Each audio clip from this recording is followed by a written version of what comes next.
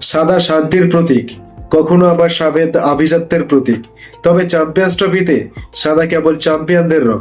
কেবল আরাধ্য শিরোপায় হাত রাখলে গায়ে জড়ানো যায় মর্যাদায় পরিপূর্ণ সাদাই জ্যাকেটখানা। নিউজিল্যান্ডকে 4 উইকেটে হারিয়ে ভারত তৈরি করলো সাদা জ্যাকেট পরার উপলক্ষ।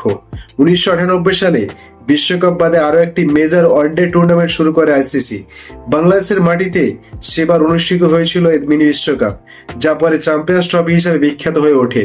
এরপর বেশ কয়েকটা আসর সফলভাবে আয়োজন করার পর 2009 সালে দক্ষিণ আফ্রিকার মাটিতে শুরু হয় এই টুর্নামেন্ট।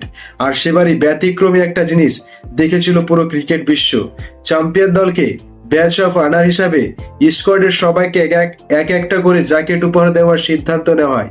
এই অনন্য সিদ্ধান্তেরই প্রতিফলন এখনো দেখা যায়। 2013 সালে ইংল্যান্ডকে হারিয়ে চ্যাম্পিয়ন্স ট্রফি জিতেছিল ভারত। নিজেদের ইতিহাসে প্রথম মহেন্দ্র সিং ধোনির দল সেবার সাদা জ্যাকেট পরে ট্রফি উদযাপন করেছিল। এরপর তো কেটে গিয়েছে প্রায় এক যুগ, আর সুযোগ আসে না। 2017 সালে চ্যাম্পিয়ন্স ট্রফিতে তো টিম ইন্ডিয়ার সামনে দাঁড়িয়েছিল চির প্রতিদ্বন্দ্বী পাকিস্তান, উঠেছিল মঞ্চে, কিন্তু এবারও সেটা হয়নি।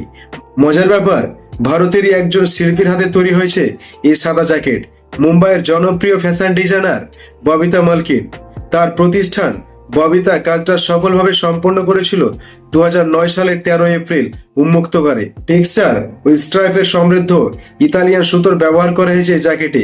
এতে সাদা ও রঙের ওপর সোনালী বিরনি করা হয়েছে এবং চ্যাম্পিয়ন্স ট্রফির লোগোটি সোনালী রঙের কাপড়ে এমব্রয়ডারি করা হয়।